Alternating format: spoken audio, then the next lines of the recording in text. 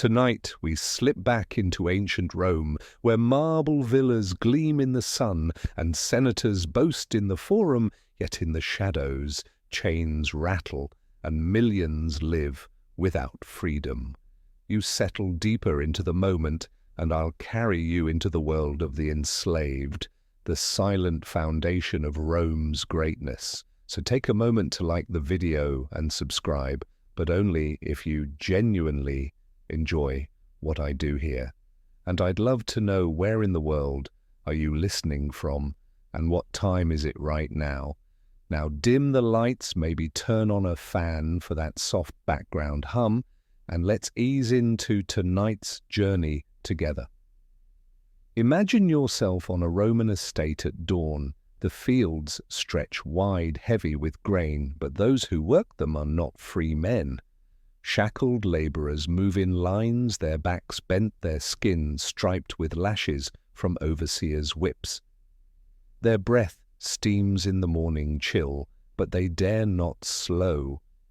In the kitchens, slaves grind grain into flour until their hands blister.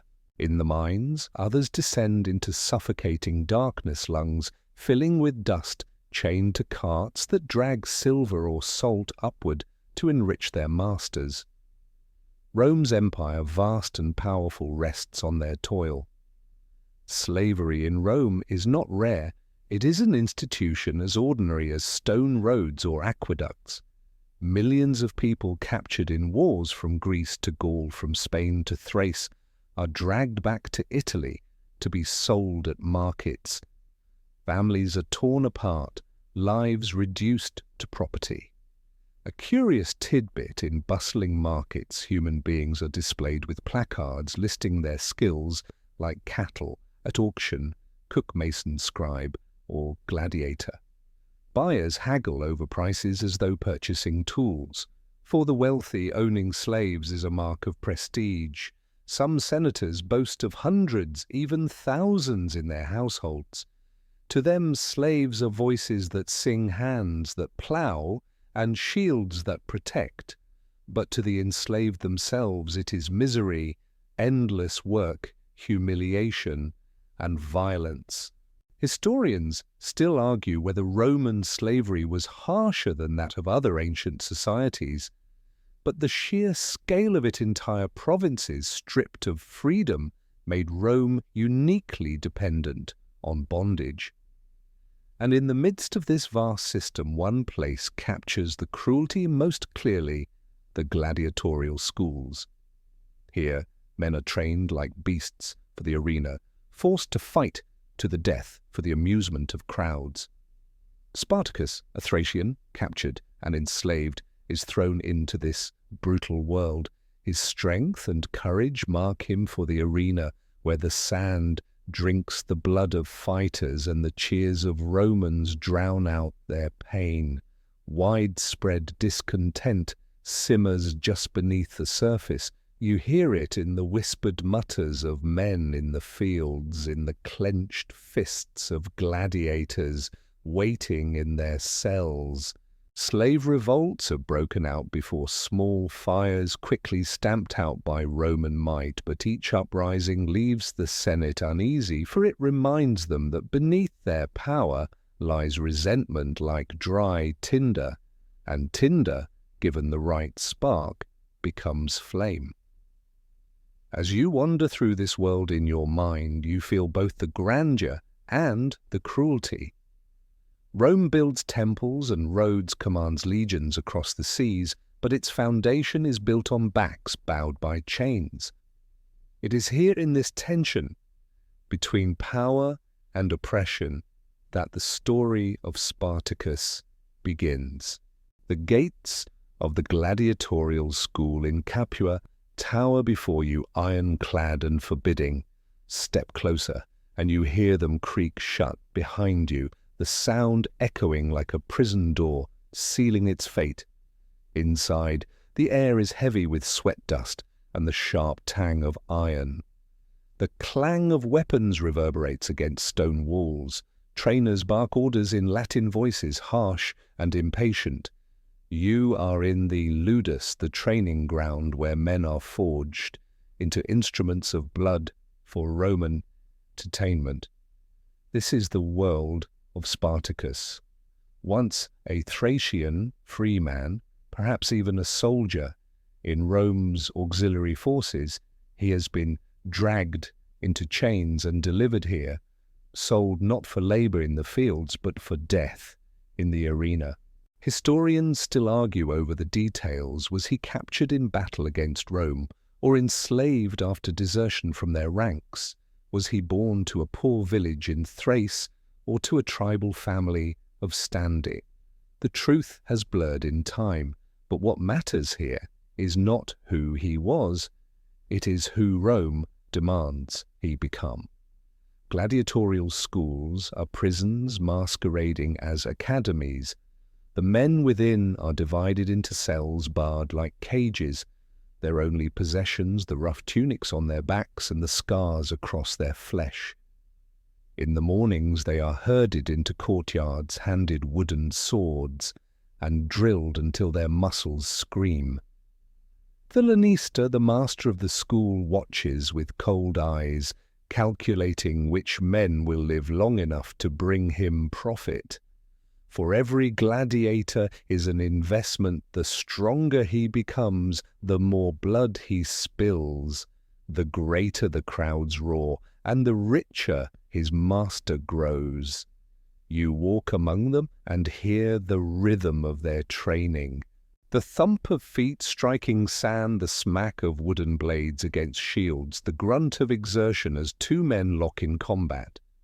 The arena is far away still, but here the spectacle begins. Men learn not only to fight, but to entertain. They must move with flourish, fall with drama, strike with precision that excites the crowd. Death alone is not enough. Death must be theatrical.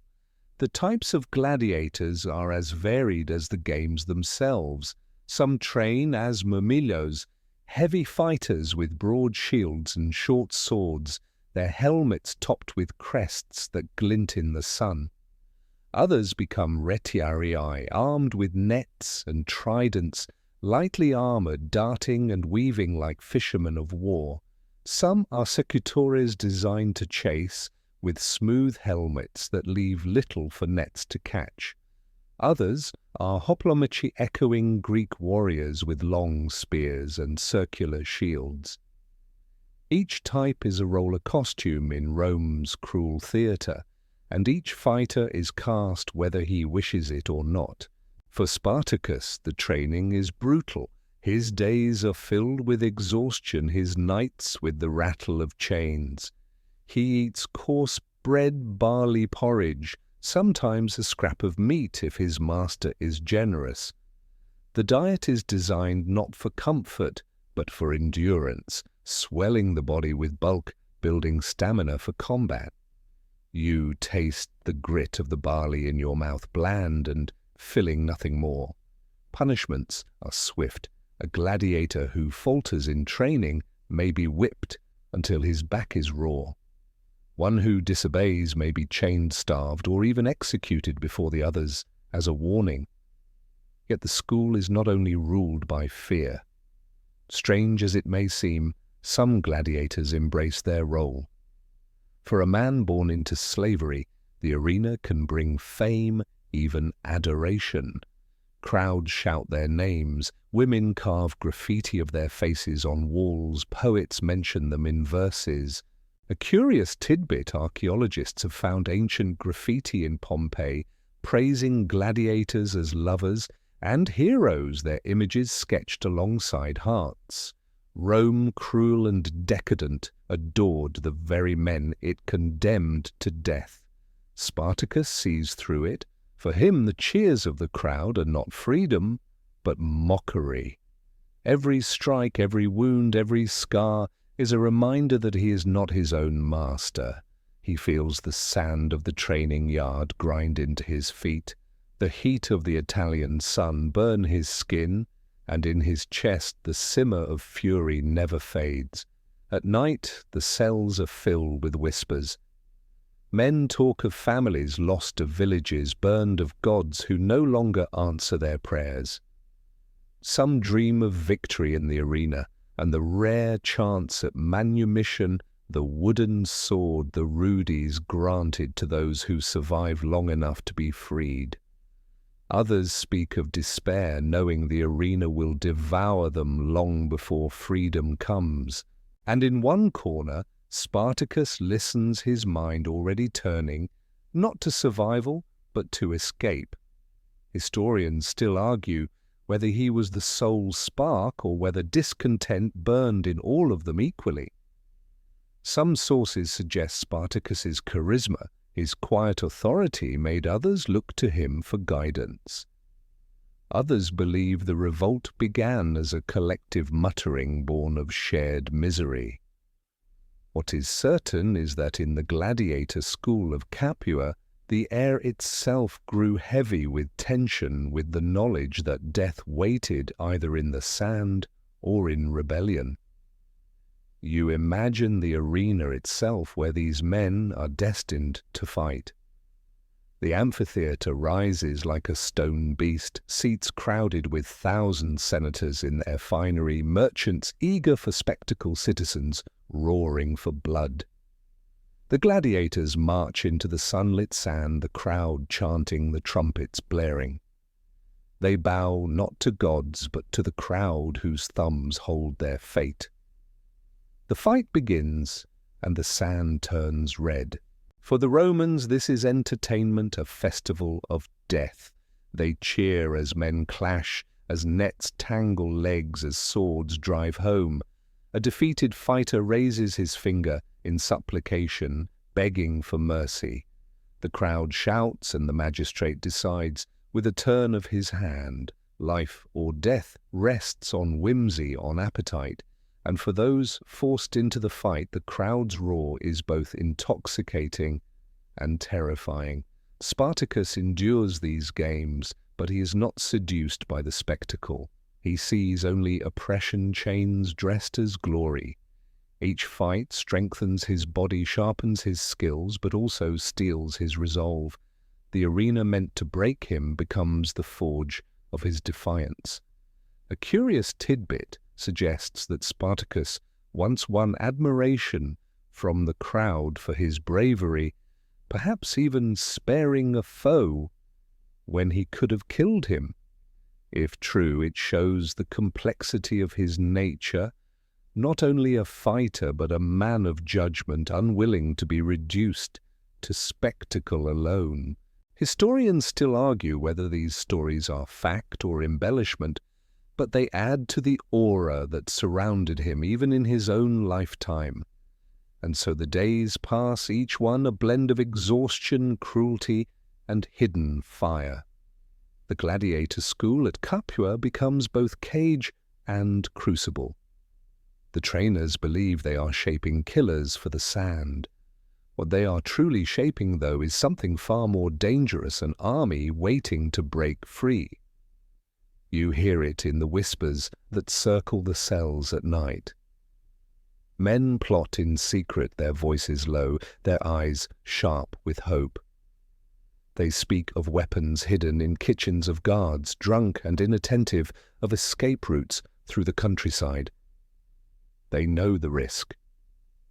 To be caught means torture, execution, humiliation, yet the dream grows. Better to die fighting as free men than to live and fall as slaves for sport. Spartacus listens, weighs, and at last joins his voice. The plan is bold, perhaps reckless, but it spreads like fire among dry reeds. They will not die on sand to amuse Romans. They will break their chains, seize their freedom, and carry their defiance into the world beyond Capua's walls. And so in the heart of Rome's cruelest school, a new story begins, not of games, but of war. The night hangs heavy over Capua, and within the walls of the gladiatorial school, the air feels charged. You lie on the straw in your cramped cell, staring at the iron bars, the shadows cast by flickering torches outside. Around you, men whisper in many tongues, Gaulish, Thracian, Greek scraps of Latin. The sound is low urgent, like the rustle of wind before a storm. Something is building. The gladiator school has always been a cage. Every clang of chains, every bark of the lanista, every lash of the trainer has reminded you of that. But now there is talk of breaking it. The plan, whispered from cell to cell, sounds reckless, almost impossible. And yet it grows. You can feel it in your bones, that strange combination of terror and exhilaration that comes when men decide that dying free is better than living chained. They have no swords, no spears, no shields. Rome keeps such weapons well out of reach. What they have instead are the tools of kitchens and training halls, cleavers stolen from cooks, spits from roasting fires, knives smuggled from food preparation, iron bars filed loose from cages, even wooden training swords if they can be sharpened to points. Desperation makes weapons from anything. A curious tidbit survives in the ancient sources. Some accounts say the rebels armed themselves first with meat cleavers and skewers, nothing more. Others insist they seized wagons full of gladiatorial weapons intended for games.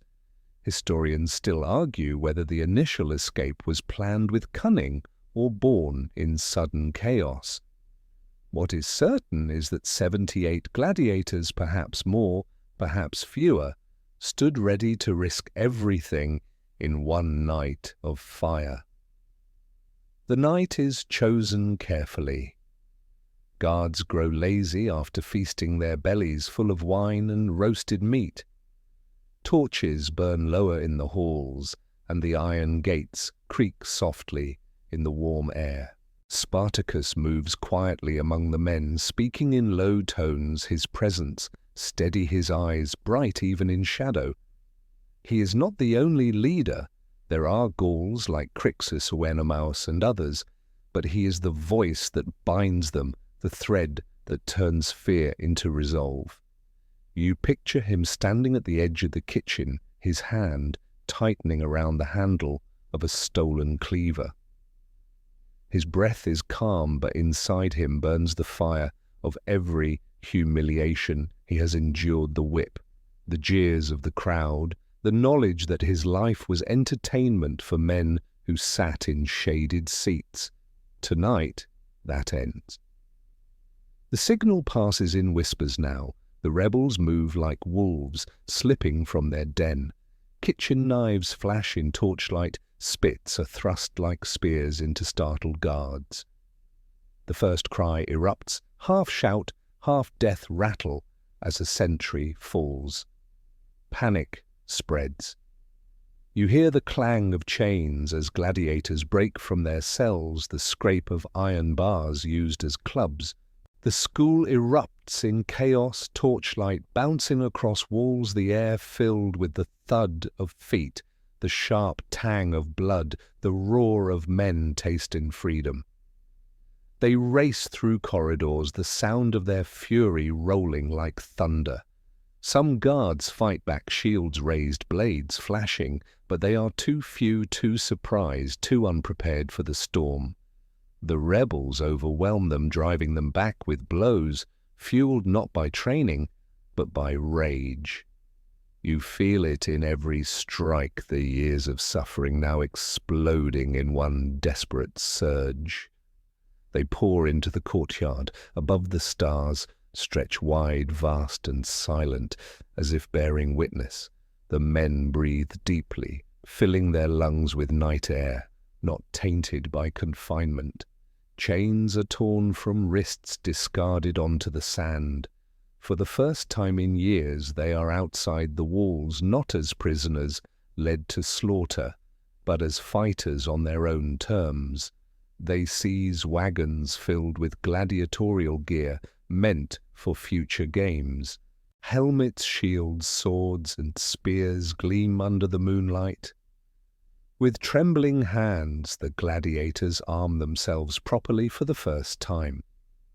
A curious tidbit says that some of them even laughed as they strapped on armor, mocking the idea that these tools, once symbols of their enslavement, now became instruments of liberation. The breakout does not go unnoticed. Torches flare on the walls, horns sound in the distance, voices shout in alarm, yet the rebels move too quickly. Before dawn breaks, they scatter into the countryside, melting into hills and forests, their numbers small, but their spirit unbroken. Farmers awake to see smoke on the horizon, guards scour roads for fugitives, but Spartacus and his band are already gone. 78 men, slaves, gladiators, the condemned, have defied Rome. What was meant to be a hopeless struggle with kitchen knives has become the first step in a war that will shake the Republic. You march with them now along dusty tracks, bare feet, slapping against earth breaths, heaving with exhaustion and exhilaration. They carry what weapons they can scavenged or stolen, their eyes scanning every horizon for pursuit. Some laugh wildly, overcome by disbelief at their freedom. Others walk in silence, every muscle tense, knowing the real danger has only begun. At night they huddle by small fires, their faces lit in flickering orange.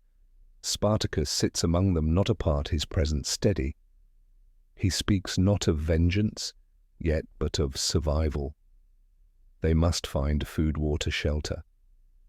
They must learn to fight, not as gladiators trained for spectacle, but as soldiers who must endure. His words quiet the camp, and for the first time the men begin to imagine more than escape. They begin to imagine an army. Historians still debate how much planning Spartacus had already formed in his mind. Did he see from the start the possibility of rebellion on a vast scale, or was he like the others, simply running unsure where the road would lead?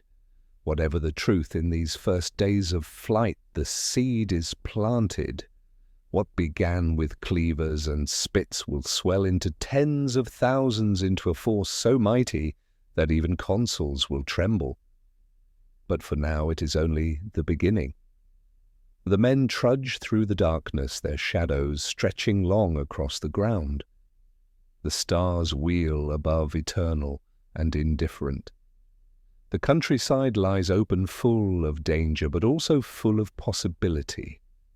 Each step carries them farther from chains, closer to destiny, and so the great escape of Capua, desperate and improbable, becomes the first page in a story that Rome will never forget.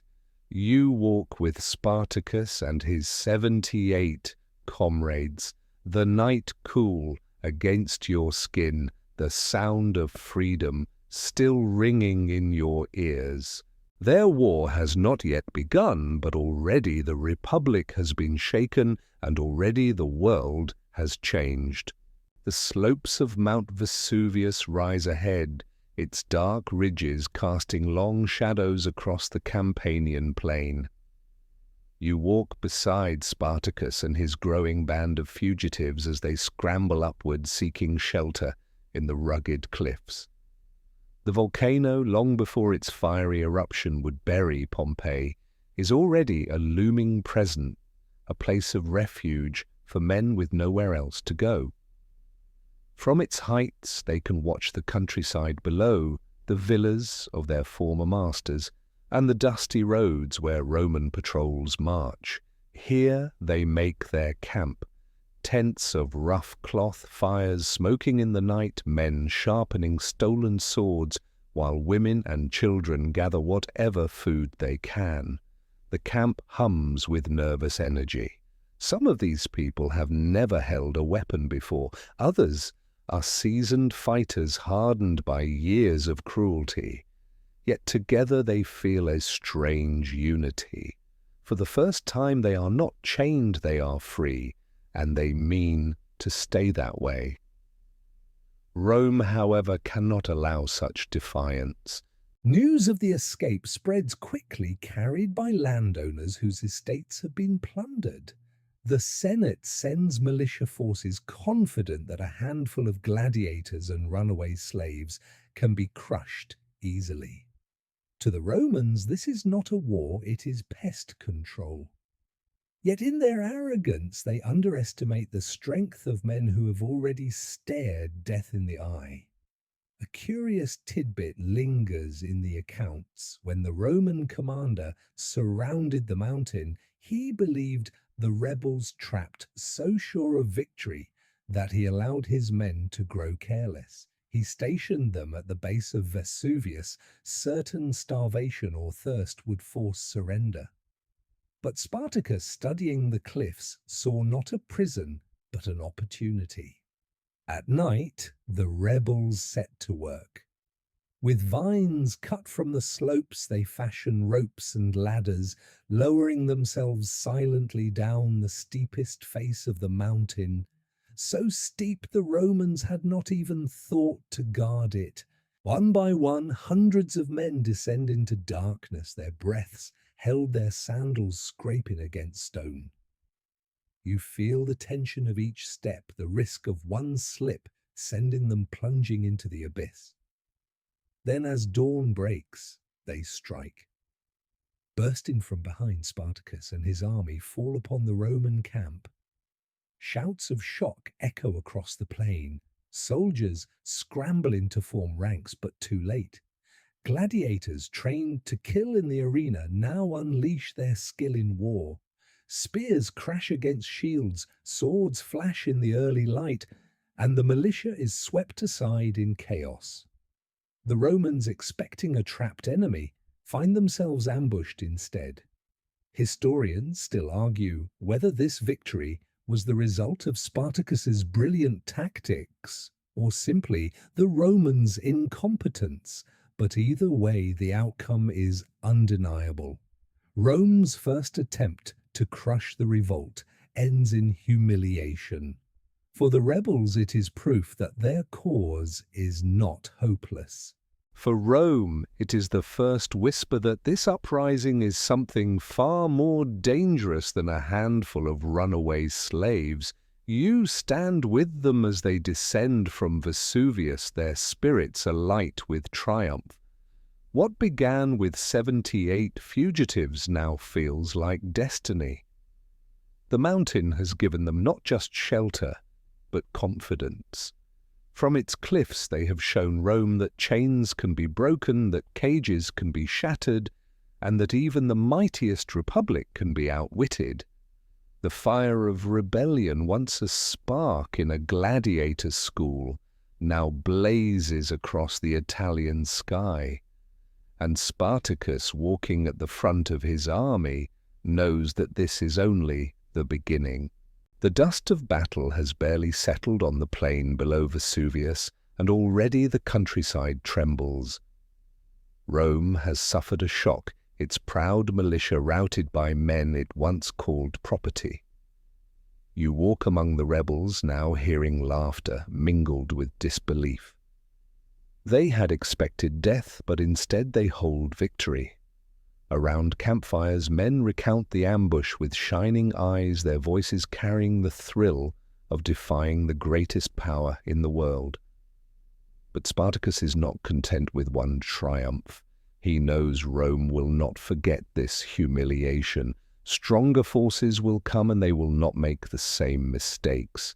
He urges his people to train to fight not as scattered fugitives, but as an army. Wooden poles are set up for practice, stolen shields hammered back into shape, captured spears redistributed. In the shadows of night, the camp hums with drills gladiators, teaching farmers, shepherds, and miners the art of war. Rome, furious, responds quickly. More commanders are dispatched, legions more disciplined than the militias that failed before. They march in their rigid lines, iron armor glinting in the sun, banners snapping in the wind. To them this will be swift, another skirmish to restore order. But Spartacus studies their movements carefully. He does not fight where they are strongest. He strikes where they are weak. One engagement after another, the rebels prevail. At times, they feign retreat, luring Romans into ambushes. At others, they fall upon supply trains, starving their enemies of food and weapons. A curious tidbit from the sources claims Spartacus armed many of his men with weapons forged from farming tools, reshaped into spears and blades. Scythes once used to cut wheat now cut through Roman shields, turning symbols of toil into instruments of war. Each Roman defeat shakes the Senate's pride. To lose once to runaway slaves might be excused as bad luck, but to lose again and again becomes intolerable. Whispers stir in the forum, senators wringing their hands, merchants fearful for their estates, farmers abandoning fields at the approach of the rebel host. Rome, built on the image of invincibility, begins to tremble before the reality of defiance.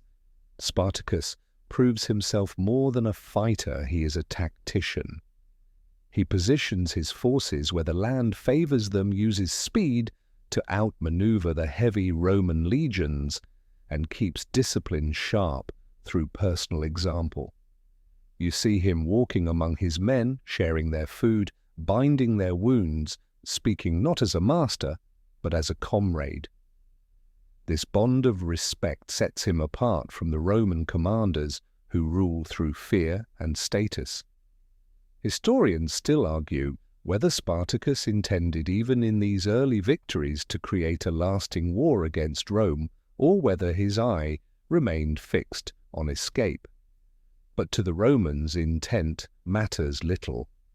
What they see is an army of slaves defying them in open battle and winning. From the slopes of Italy's hills you watch as smoke curls from Roman camps put to the torch, the air filled with the cries of freed men and women. Each victory fuels the rebellion, and each defeat deepens Rome's shame. The spark that began in Capua has become a blaze, and for the first time the Republic fears that the fire might consume all of Italy. The rebellion swells like a river, in flood its waters fed by countless streams. What began with 78 gladiators fleeing Capua now grows into a torrent of humanity sweeping across the Italian countryside. You walk through the sprawling camps and see the transformation, no longer a ragtag band, but a moving city of the desperate and the defiant. They come from every corner of Italy. Field hands run from vineyards, miners slip away from dark caverns, shepherds abandon their flocks to follow the call of freedom. Greeks, Gauls, Thracians, Syrians and more gather under Spartacus's banner. The diversity is staggering, the languages many, yet the desire is shared. Rome's chains have bound them all, and now they march together to break them. Ancient sources describe the numbers with awe, tens of thousands perhaps, as many as 120,000 at the rebellion's height. Historians still argue whether such figures were inflated to make Rome's shame appear less humiliating, but even cautious estimates admit the scale was extraordinary. No slave revolt before or after ever matched it. The camp itself becomes a world of its own. Women and children live alongside fighters. Fires flicker through the night as blacksmiths hammer captured iron into weapons, as cooks boil what little grain can be gathered, as guards pace with spears at the ready. You hear laughter mixed with songs in many tongues, the sound of freedom shaping itself into rhythm.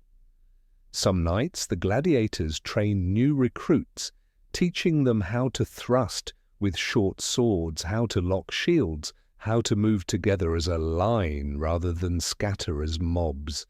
Spartacus himself moves among them tireless. He shares meals, listens to grievances, and exhorts his people to remember discipline. His charisma is quiet but commanding. Unlike Roman generals who dine apart in luxury, he eats the same bread, drinks the same thin wine, and sleeps on the same hard ground. It is this bond that holds the mass together, even as hunger and fear gnaw at its edges. The victories continue, each one feeding the army's size and confidence. Roman commanders expecting easy suppression are thrown back in defeat, their cohorts broken and scattered. Villas are raided, storehouses emptied, entire estates liberated of their slaves, who then rush to join the swelling ranks. A curious tidbit tells of shepherds who armed themselves with slings, hurling stones with deadly accuracy, proving that even the simplest of tools could humble Rome's trained soldiers. Yet the growth of the army brings problems too. Feeding so many mouths strains the countryside. Supplies vanish quickly, forcing constant movement. Disputes break out among the diverse groups. Gauls, Thracians, and Greeks quarrel over leadership, over plunder, over direction. Still, Spartacus holds them together, insisting that unity is their only chance. Rome, meanwhile, begins to panic. Senators pace in the forum, alarmed by reports that entire provinces of Italy are aflame. No longer is this revolt a nuisance. It has become a war, and the Republic finds itself on the back foot. The name of Spartacus spreads, whispered by slaves with hope, muttered by masters with dread. You stand on a hill overlooking the vast host fires, glowing like stars across the plain, the murmur of thousands carrying on the wind. It is a sight Rome cannot ignore, a people once voiceless now roaring with defiance, their strength forged in chains, and now unleashed against the mightiest empire of their age. The army spreads across the plains of Italy like a shadow, yet within it questions stir. You sit by a campfire at dusk, listening as men argue about their future. Some speak of home, of crossing the Alps and scattering back to Gaul, Thrace, and Greece. Their voices carry longing for families torn away, for lands left behind. Others, fierce and unyielding, demand vengeance. Why flee? They ask, when Rome lies ahead, ripe for the taking. At the center stands Spartacus, torn between vision and reality. His instincts tell him to lead his people north, away from the endless might of Rome, through the Alpine passes where freedom might be found. Historians still argue whether he truly intended to cross, or whether the plan was only a desperate hope. Some suggest he marched north once, only to be drawn back by followers unwilling to leave Italy's wealth. Others believe he never intended to depart at all. For a moment you picture them climbing into the mountains, their ragged banners whipping in icy winds. The Alps loom high, jagged peaks like teeth against the sky. To cross them would mean hardship and danger, but beyond them lay liberty. Yet the dream flickers and fades. Too many hesitate. Too many see plunder in the fertile valleys below. Freedom far away cannot compete with vengeance close at hand. Meanwhile, victories embolden the host. Spartacus strikes Roman armies again and again, outmaneuvering commanders who underestimate him. He feigns retreat, then turns suddenly to strike. He draws Rome into narrow valleys, cutting them down where their discipline falters. A curious tidbit whispers through the accounts. Some say Spartacus forced captured Roman soldiers to fight in mock games for the amusement of the slaves, a grim reversal of the arena's cruelty. Whether true or exaggerated, the story captures the taste of justice his people craved. The Senate, humiliated, grows restless.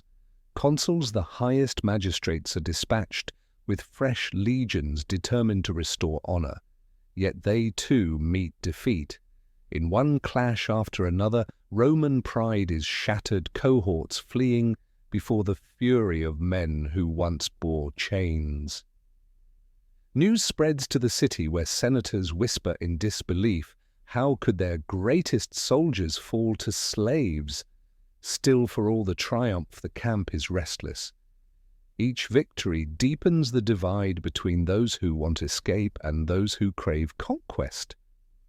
The Gauls and Thracians in particular hunger for Rome's downfall, their cheers rising each time another estate burns.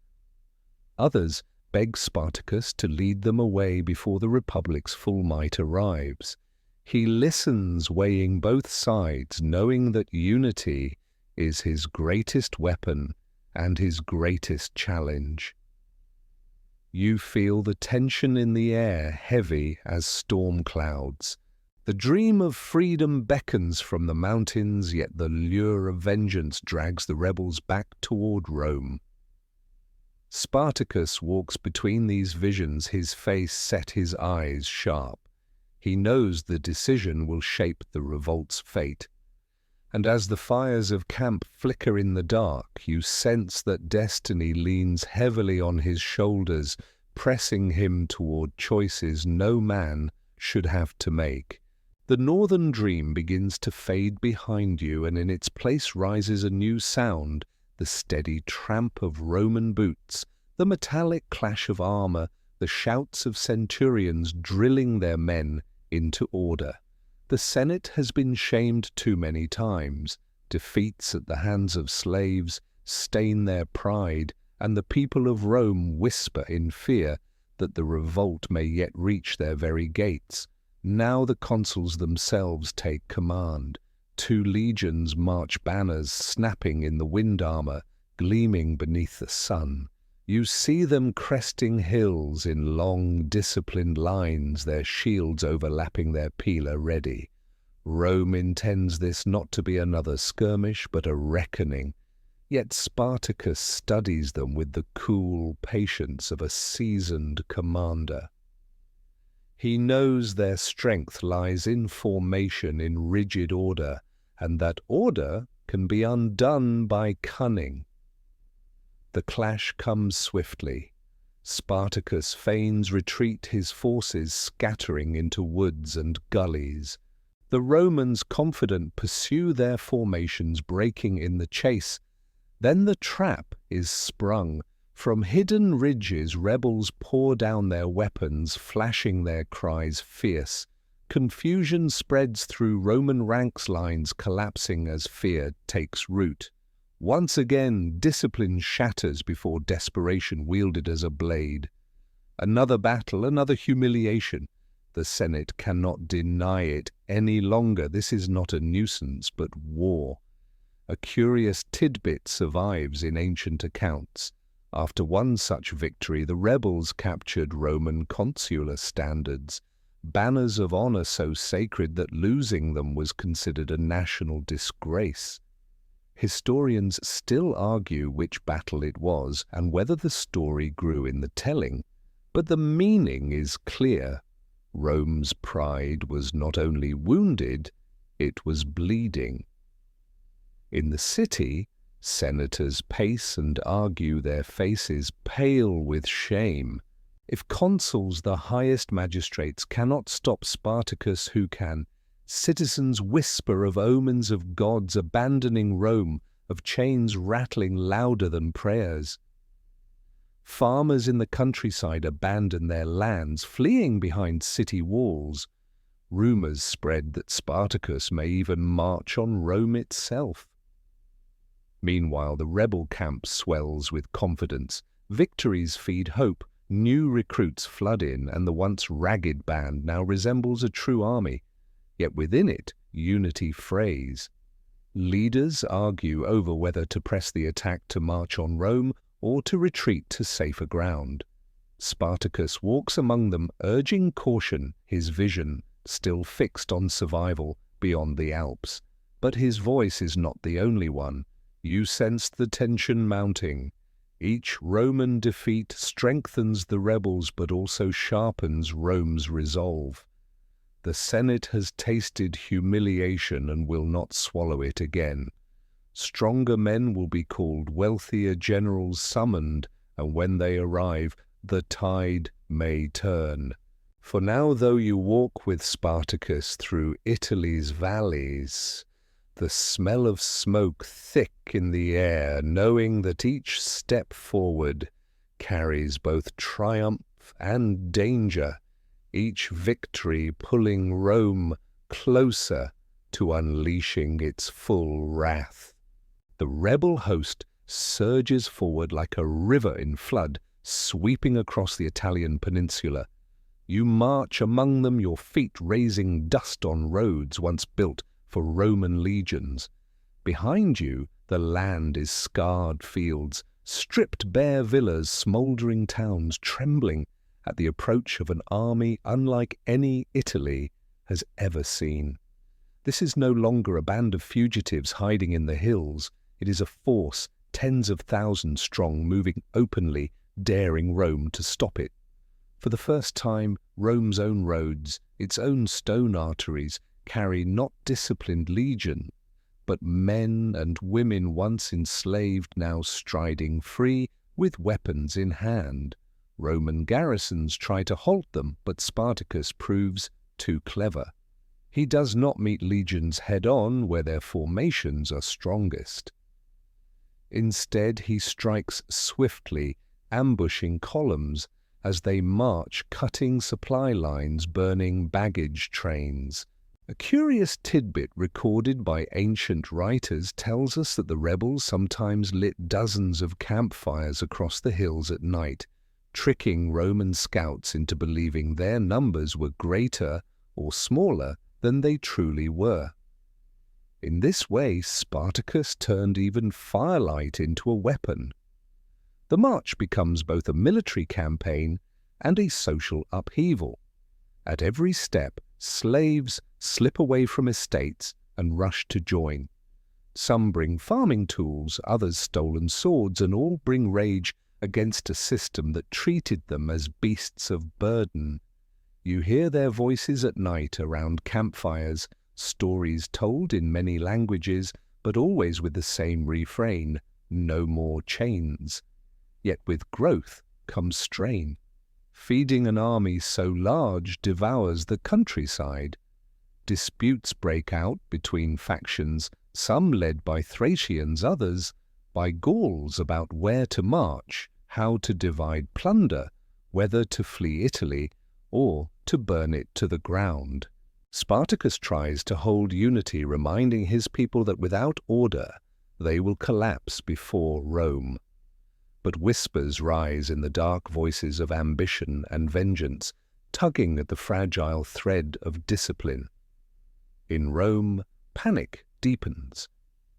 Senators speak of omens of the gods punishing the republic for arrogance.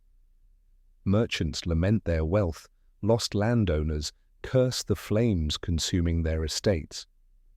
Citizens look nervously to the horizon, half expecting to see Spartacus at the gates.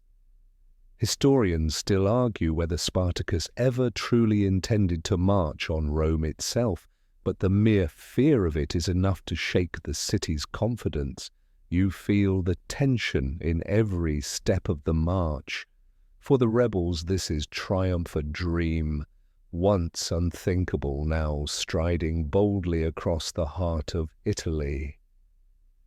For Rome, it is nightmare, an empire built on slavery, suddenly finding its foundations cracked. And for Spartacus himself, it is a balancing act between survival and ambition, between the dream of escape and the hunger for justice. As the march presses southward, the Italian countryside is left changed forever. It is no longer the quiet domain of villas and vineyards. It has become a battlefield of freedom and fear, a living map of Rome's weakness and of Spartacus's defiance. The march that once seemed unstoppable now begins to strain beneath its own weight. You wander through the sprawling camps and hear it in every conversation, the rising quarrels, the clash of ambition against caution. Spartacus dreams still of crossing the Alps, of scattering his people back to their homelands, but not all share his vision. Many of the Gauls and Thracians demand to stay to plunder more of Italy, to taste vengeance, rather than chase distant freedom. The unity that once made the army fierce now begins to fray. Around campfires men argue in many tongues, fists pounding tables, weapons rattling in anger. Some want to march north, others south, still others whisper of striking directly at Rome itself. Historians still argue whether Spartacus truly lost control at this point, or whether he merely tolerated divisions in the hope of holding his host together. Whatever the truth, the cracks spread quickly, and with them danger grows.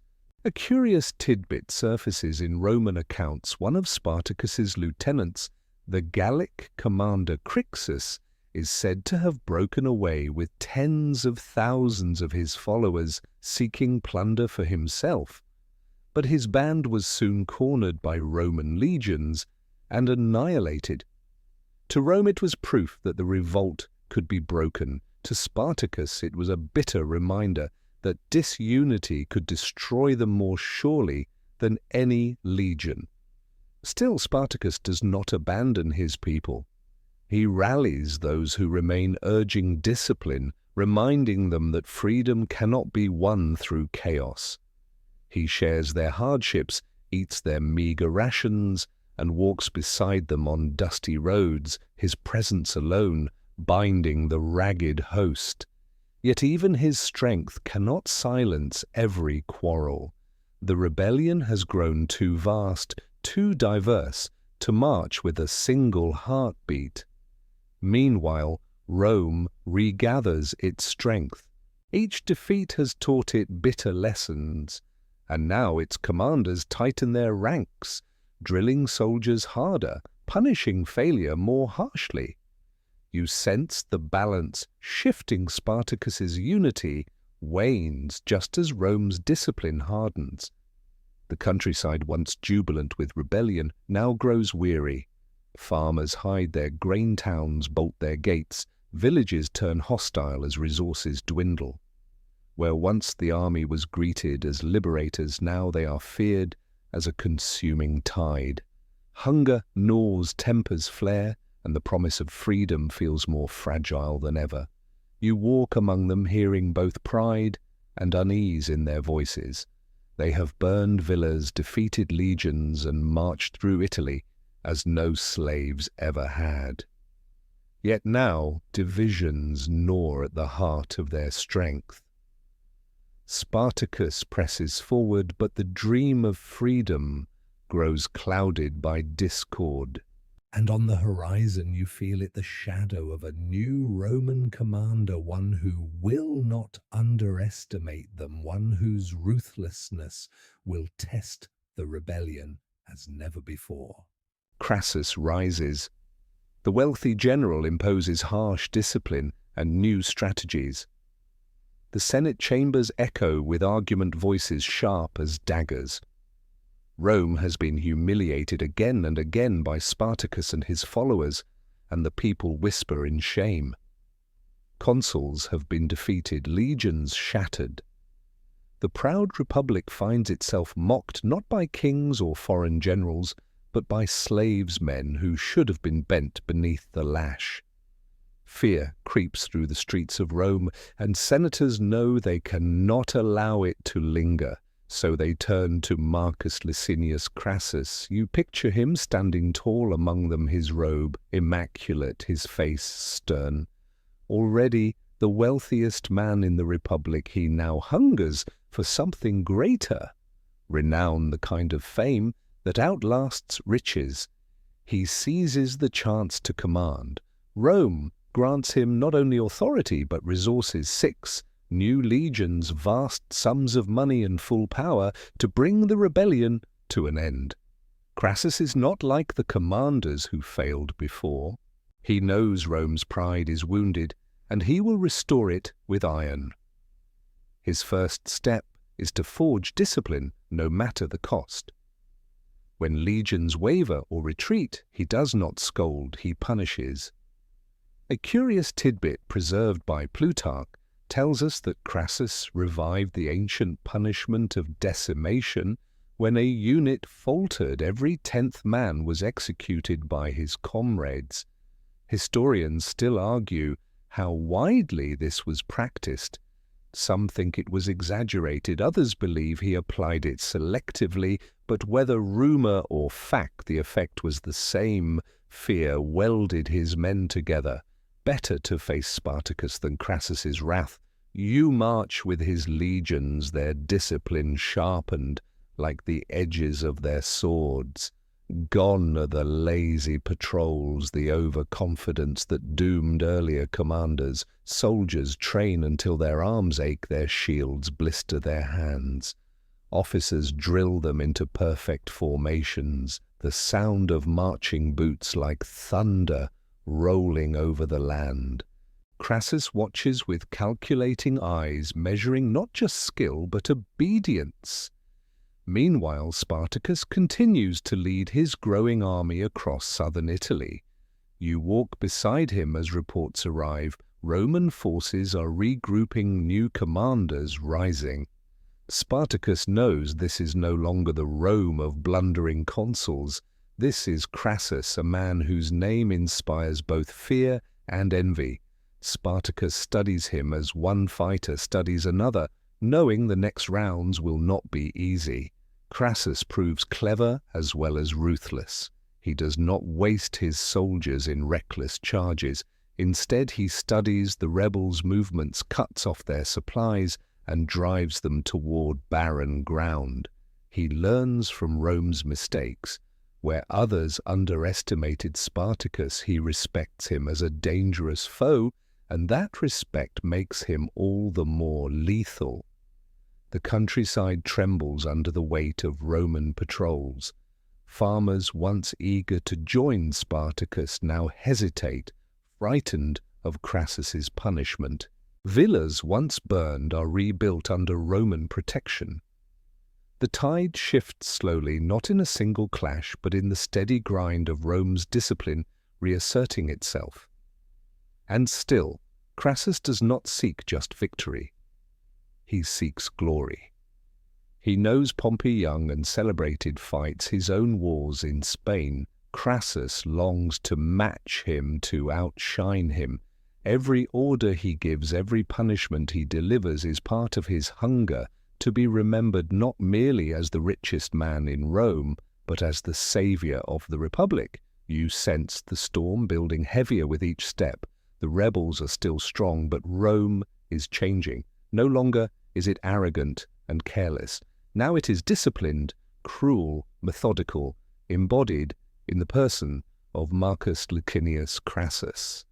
His rise marks a turning point, and though the final clash has not yet come, the shadow of his ambition stretches long across Italy.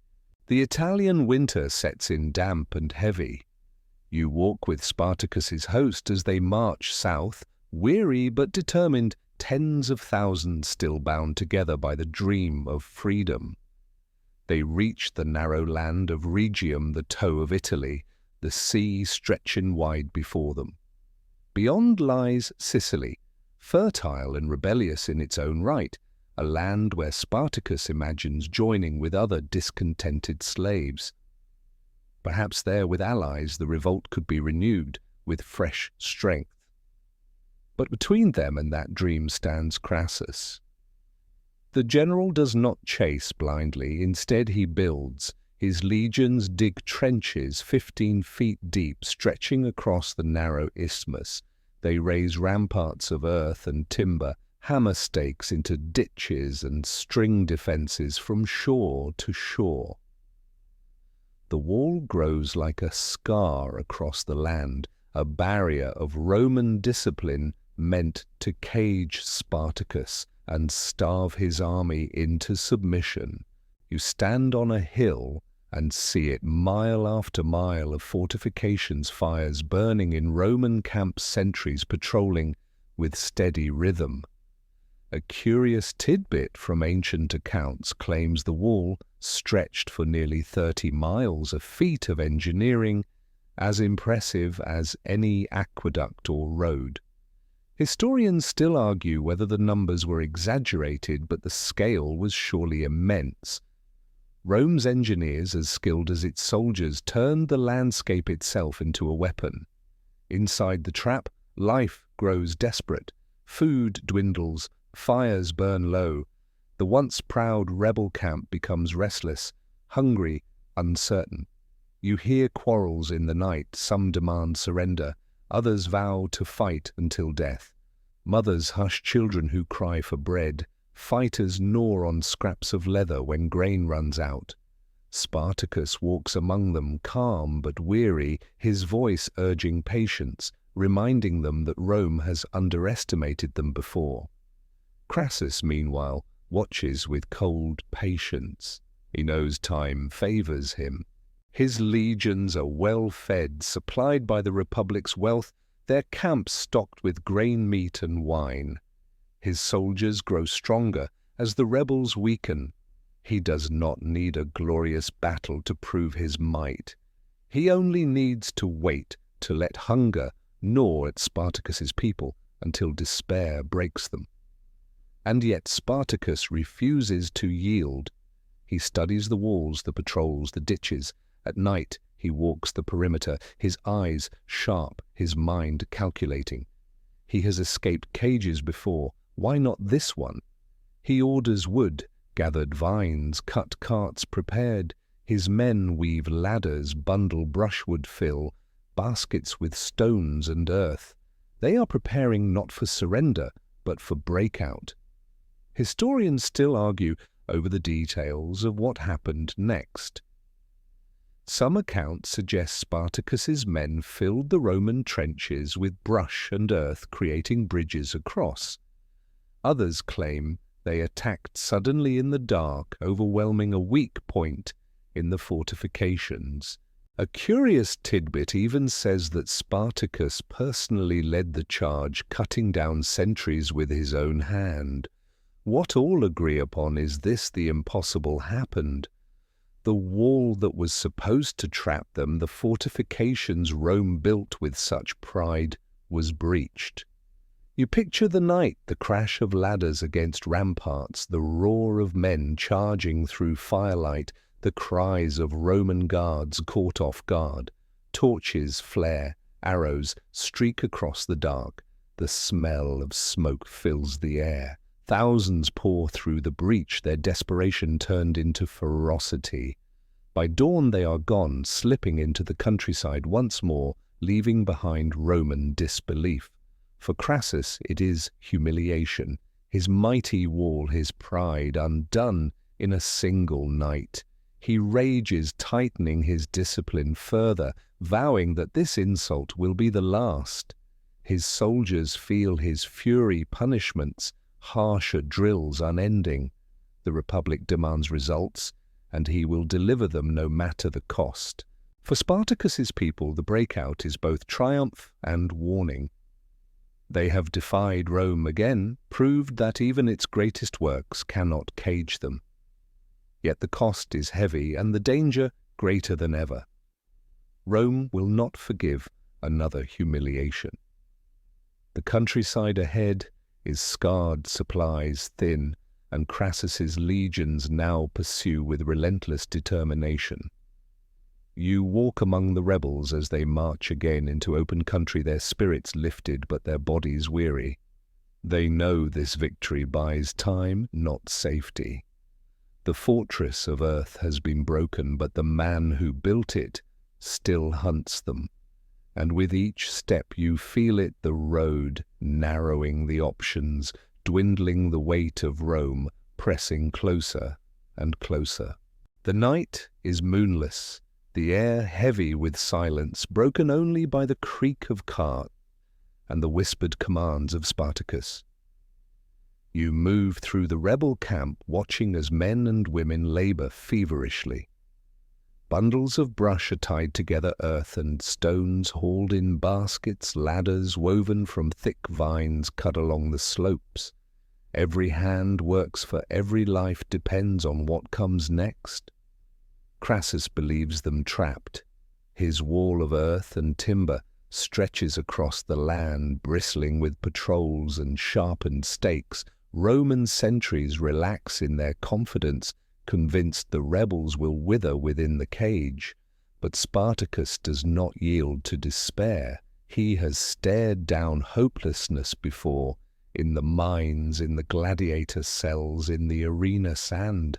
He knows cages can be broken. At his signal the rebels move. Brush and earth are poured into trenches, filling them into makeshift crossings. Ladders are raised against ramparts, carts dragged forward to bridge gaps. The air erupts with the sound of shouts and the clash of weapons as the rebels surge against the fortifications. Torches flare, arrows fly, the night becomes chaos. You hear the cries of Romans caught off guard, scrambling to form lines against the sudden flood. A curious tidbit whispers from ancient accounts. Some say Spartacus himself led the charge, hacking through barriers, urging his men on with the ferocity of a gladiator, once again fighting for his life. Historians still argue whether he escaped through sheer force of will or whether Roman overconfidence opened the way. What is certain is that the impossible happened. The rebels broke through. The flood of humanity pours into the fields, beyond thousands rushing through the breach under cover of night. Mothers clutch children, fighters brandish swords, carts creak as they roll across hastily filled trenches. By dawn, the impossible is done. Spartacus has defied Crassus's mighty wall, leaving behind Roman disbelief and fury.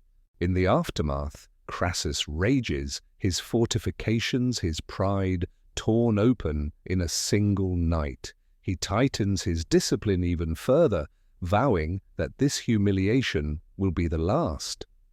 The Senate, though still fearful, begins to sense that Rome's greatest wealth and resources are now fully marshalled. The rebellion, though triumphant in its escape, feels the weight of the inevitable closing in. Yet for the rebels, this night is proof of hope. Even when Rome builds walls across the land, even when it surrounds them with steel and hunger, they find a way. You stand among them as they march again into open country, their spirits rekindled, their faces shining with pride. For a moment, it feels as though nothing can cage them. But you sense the shadow ahead. Rome has been defied again, and Rome will not forgive. Crassus, humiliated, is determined to crush the rebellion once and for all. And as Spartacus leads his people onward, the final confrontation looms ever closer. The sun rises over the fields of Lucania, glinting off Roman armor. Across the plain, Spartacus gathers his weary host for what he knows will be their last stand. You walk among the rebels and feel the weight in the air. An army once vast is now thinned by hunger, desertion, and endless battles. Yet those who remain are hardened by defiance. They tie rags around their arms, sharpen their blades on stones, and look to Spartacus, not with despair, but with fierce loyalty. Spartacus stands before them, tall and unbroken. His eyes sweep across the lines, and his voice carries above the clamor. He does not speak of surrender. He does not promise easy victory. Instead, he reminds them that they fight as free men, that their blood will not be spilled in chains, but in defiance. A curious tidbit preserved by Plutarch claims that before the battle, Spartacus killed his own horse, declaring that if he won, he would have many more, and if he lost, he would need none. Whether legend or truth, the gesture strikes deep into the hearts of his followers. Across the field, Crassus marshals his legions. Rows of shields gleam, pillar, bristle like a forest of spears. The Romans march in rigid formation, their standards snapping in the wind, their discipline sharpened by months of training and the ruthless punishments Crassus imposed. He knows this day will seal his reputation. Is no longer an option. The clash begins with the scream of horns. The rebels surge forward, a tide of fury crashing against Roman lines. The impact is thunderous, steel on steel shields, splintering, men falling in heaps. Spartacus hurls himself into the thickest, fighting, cutting down centurions, carving a path toward Crassus himself. You hear his voice above the chaos, urging his men onward, his sword flashing like lightning. But discipline slowly triumphs over desperation. The Roman lines absorb the charge reform and press forward. The rebels fight with savage courage, but their numbers are too few, their unity too fractured. One by one they fall. Still Spartacus pushes forward, refusing to retreat, his bodyguard collapsing around him. Ancient writers say he fought until surrounded, his last blows struck not for survival, but for defiance. Historians still argue whether his body was ever found. Some claim it vanished in the sea of dead. Others suggest the Romans deliberately hid it to deny him the honor of legend. The field becomes a grave. Dust mixes with blood cries, echo against the hills, and the dream of freedom that once swept across Italy shatters beneath the weight of Roman steel. Yet even in defeat, Spartacus shines brighter than any victor. He dies not as a slave, not as a gladiator, but as a leader who chose to stand and fight to the last. As the sun sets, the battlefield lies silent, save for the crows. Rome has its victory, but Spartacus has his immortality. You linger there in the fading light, sensing that though the rebellion is over, the name of Spartacus will outlive both Crassus and the Republic itself. The field of battle lies silent, but Rome's vengeance has only begun. Crassus knows that victory must be more than military. It must be a spectacle so terrifying that no slave in Italy will ever dare to rise again. And so he issues his order, cold and merciless.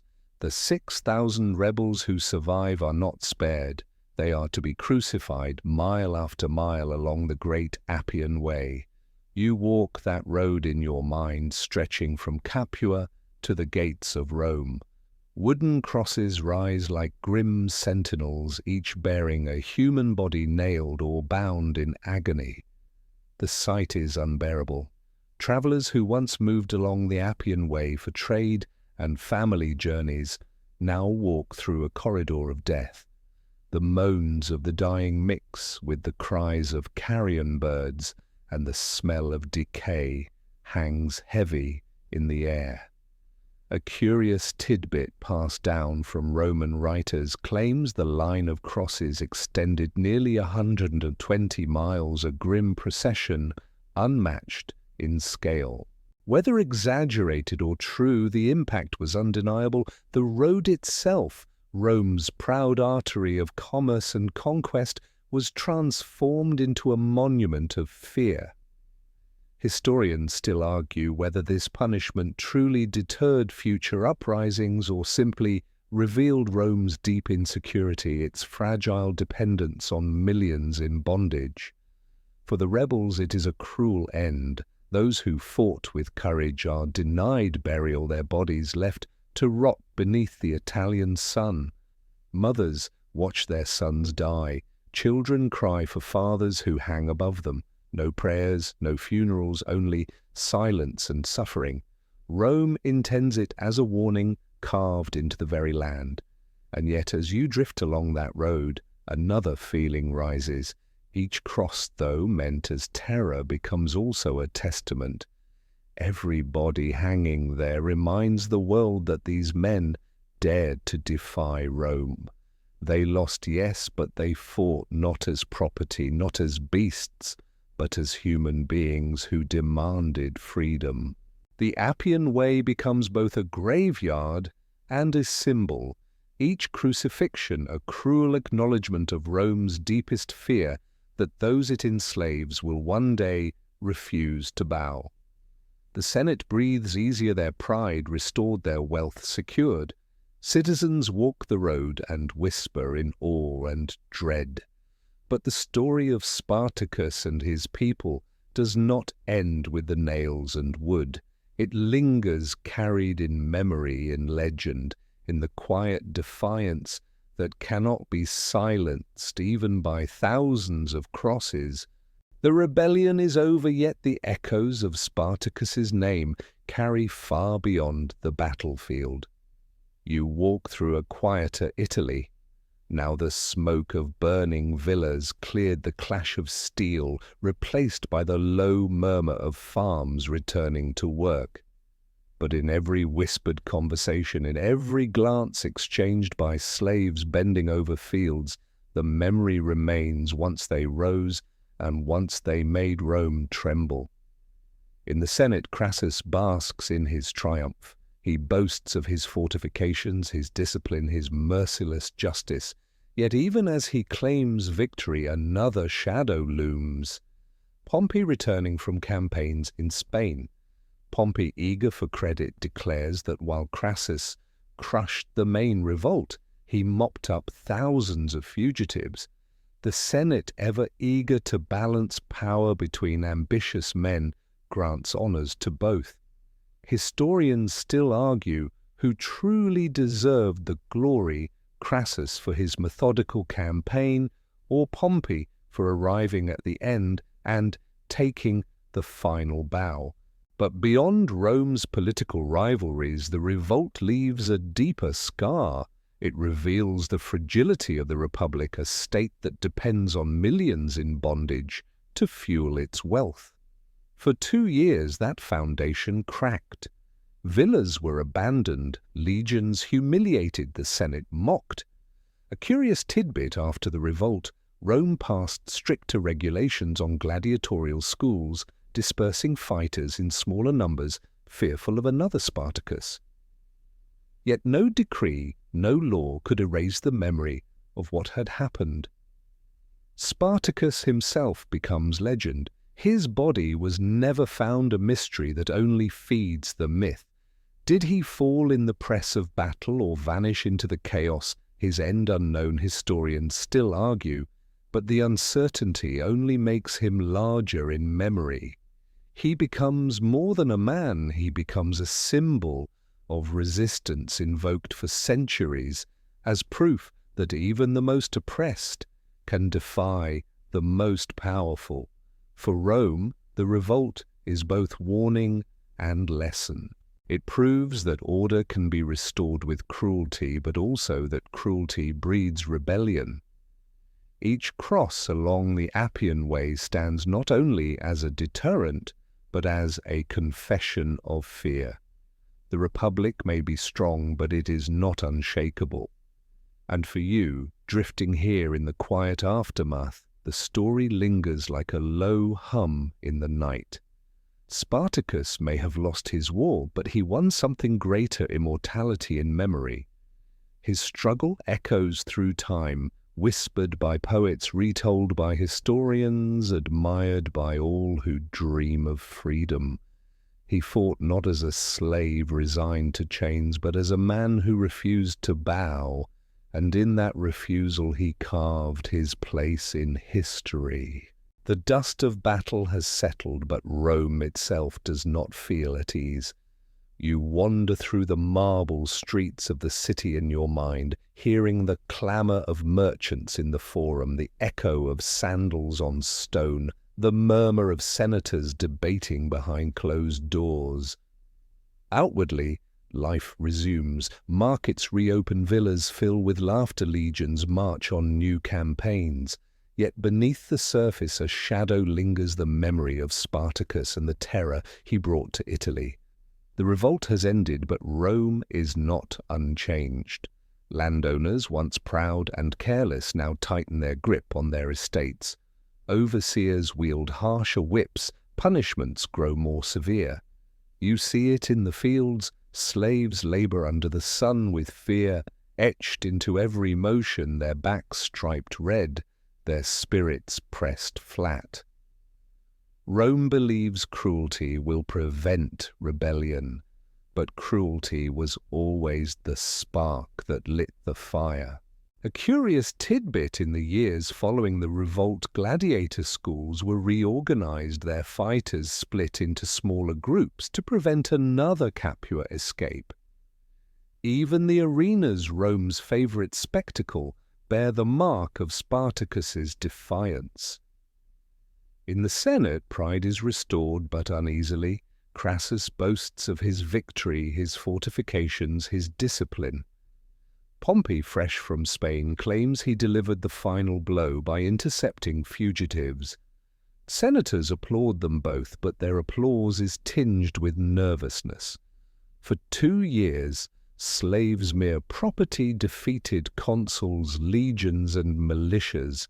The Republic's invincibility cracked, and though the crack has been plastered over with crucifixions and boasts, it has not vanished.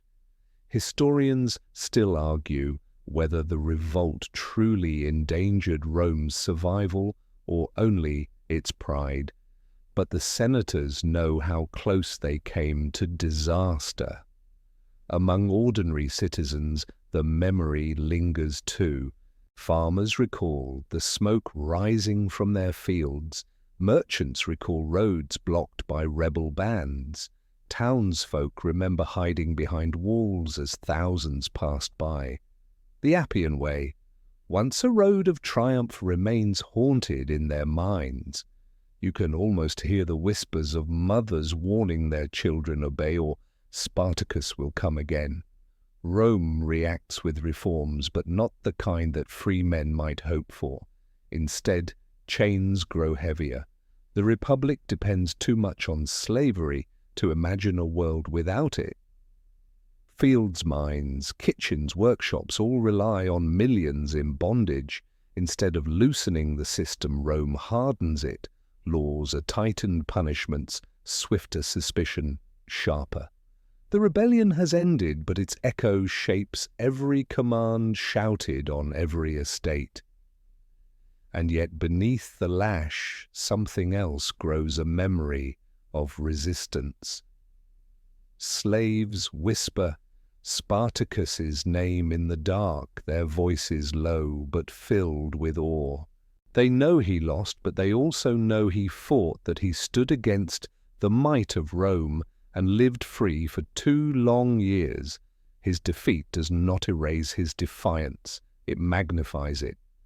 You drift through this uneasy city feeling both pride and fear intertwined. Rome celebrates its strength, but deep down it remembers its weakness. Crassus and Pompey parade their victories, but even as they march, the shadow of Spartacus walks beside them, unseen but unforgotten.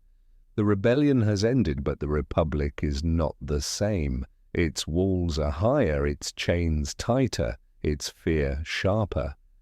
And in that fear lies the proof of Spartacus's legacy. Proof that even in defeat he left a scar Rome could never quite heal. The war is over yet. Its embers glow in the ambitions of Rome's most powerful men. You walk into the Forum, marble columns gleaming in the sun, senators gathered in their white togas. At the center of debate stands Marcus Licinius Crassus, his voice cold and commanding, claiming the laurels of victory. He points to the trenches he ordered dug, the discipline he enforced, the final battle that broke Spartacus. To him, the revolt was the crucible that proved his genius. But then another figure steps into view, Pompey Magnus, the man Rome already calls the Great. Fresh from Spain, Pompey intercepted stragglers from the rebellion and crushed them with ease. He writes to the Senate, boasting that while Crassus defeated the main army, it was he who finished the war. The senators, wary of giving too much glory to one man, nod in agreement. They grant Crassus and Pompey equal honours, balancing ambition with careful politics. You sense the tension between them. Crassus, the richest man in Rome, hungers for fame equal to his fortune. Pompey, young and charismatic, basks in public admiration. Historians still argue who truly deserved the credit for Spartacus's defeat, Crassus with his relentless campaigns or Pompey with his timely arrival. But perhaps the truth is that the Senate preferred the rivalry itself, playing one ambition against the other to keep both in check. A curious tidbit whispers through the accounts it was during this time that Crassus, eager to outshine Pompey, sought new opportunities to prove his worth. Some suggest his hunger for prestige eventually pushed him eastward into the ill-fated campaign against Parthia, where he would meet his end. In this way, Spartacus's revolt shaped not only Rome's fear of slaves, but the very paths of its most ambitious men. For the people of Rome, the rivalry becomes theatre. Crowds gather to cheer Pompey, their young Alexander, while Crassus remains respected but resented for his ruthless decimations. The city hums with gossip, two giants bound by victory, yet divided by envy. You walk among the throng and hear the murmurs, who will rise higher, who will claim greater power. The revolt is gone, its rebels crucified, but its consequences ripple outward. The Senate has restored order, yet in doing so, it has planted seeds of division. Crassus and Pompey, bound by shared triumph, are also bound by rivalry. Their ambitions will shape the next chapters of the Republic, pulling Rome closer to the storms of civil war. And as you drift through these political currents, you realize Spartacus's shadow lingers even here. His revolt, though crushed, reshaped the ambitions of Rome's leaders. He was a slave who never walked the marble streets of the Forum, yet his defiance echoes in every rivalry, every speech, every calculation. The war he fought did not end with his death. It continues in the ambitions of those who claim to have defeated him. The war has ended, yet the Appian Way remains a road of ghosts. You walk along it in your mind, the stones smooth beneath your feet, the cypress trees whispering in the wind. This is the road Romans once took to celebrate triumphs, to march legions, to carry wealth and messages between cities. But now it is marked forever by the memory of 6,000 crucifixes stretching from Capua to Rome. Travelers cannot forget what they saw. Mile after mile, bodies hung in silence, their shadows long in the setting sun. For months, perhaps longer, the crosses stood as both punishment and warning. A curious tidbit from later accounts claims that children passing along the road would avert their eyes, clutching their mothers' hands, while merchants hurried their wagons past muttering prayers.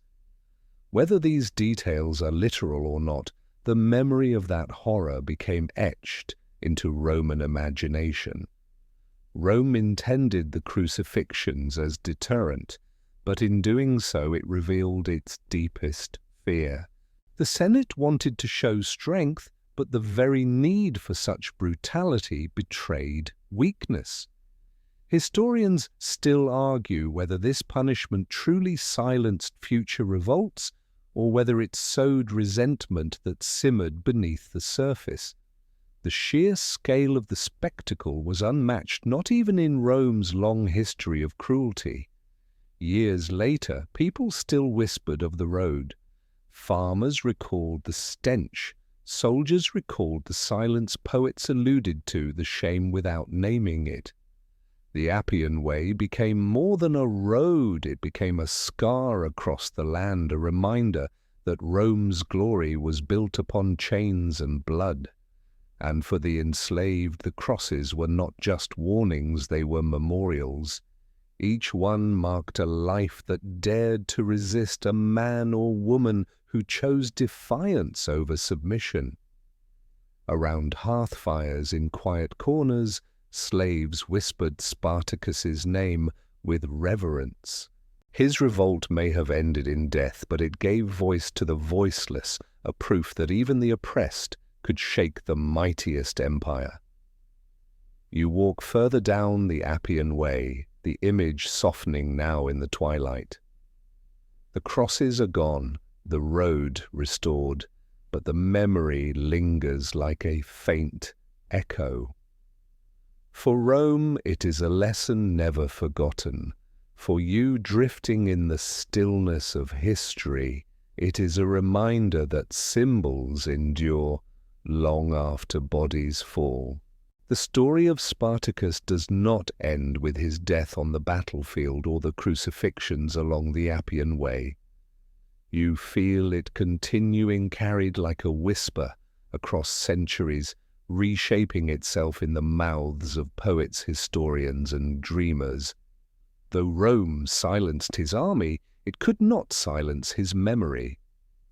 Among Romans themselves, Spartacus becomes both shame and fascination. Some writers portray him as a barbarian rebel, dangerous and reckless, while others admit admiration for his courage and leadership. A curious tidbit, even Cicero, who rarely wasted words on slaves, acknowledged the revolt as a scar on Rome's honor. Historians still argue whether Spartacus sought to destroy the Republic or merely to escape it, but that uncertainty only deepens his legend. As time passes, his name is retold again and again. In the Middle Ages, monks copying manuscripts pause over his story, uneasy at the thought of slaves rising against masters. In the Renaissance, humanists rediscover the tale, seeing in Spartacus not just a rebel, but a figure of human dignity. By the 18th and 19th centuries, revolutionaries speak his name aloud, peasants in France, abolitionists in America, workers in Europe. To them, Spartacus is no longer a Thracian gladiator, but a timeless symbol of resistance against oppression. You drift through these echoes, feeling how his story changes yet remains constant. For every age, Spartacus becomes what it needs. To some a warning against disorder, to others a hero of the downtrodden. In the modern world, his image leaps to new life in novels, films, even political speeches, where his defiance is celebrated as universal. His name has traveled farther than any Roman legion carried not by conquest but by memory. And so as you close this journey, you see Spartacus not only as a man who lived and died in chains, but as a flame that never truly went out. Rome built roads and empires, but it could not erase the idea that freedom is worth the fight. That idea, born at the heart of a gladiator, still walks beside us as steady and enduring as the stars over Italy. The fires of rebellion fade and the noise of battle drifts away. You breathe slowly now, letting the tension soften the heavy weight of history easing into stillness. The Appian Way, once lined with crosses, lies empty in your mind, its stones washed clean by rain and time. The cries of the enslaved, the clash of Roman steel, the roar of the crowd in the arena, all dissolve like mist in morning light. Imagine the Italian countryside at peace.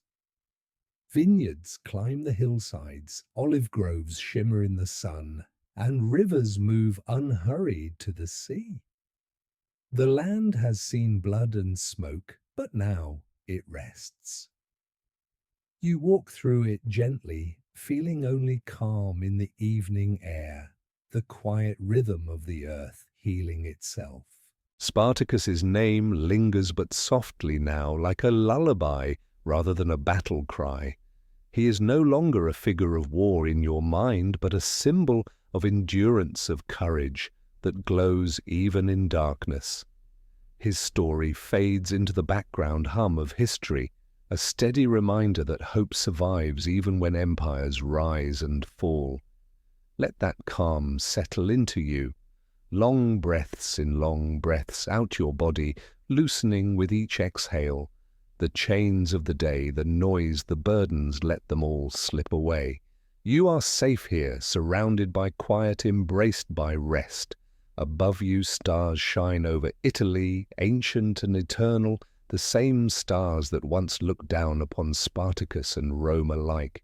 Their light reaches across centuries to find you now steady and unbroken. So close your eyes, let the calm deepen, and drift into sleep. The story is finished, the voice is stilled, and only peace remains. Sweet dreams.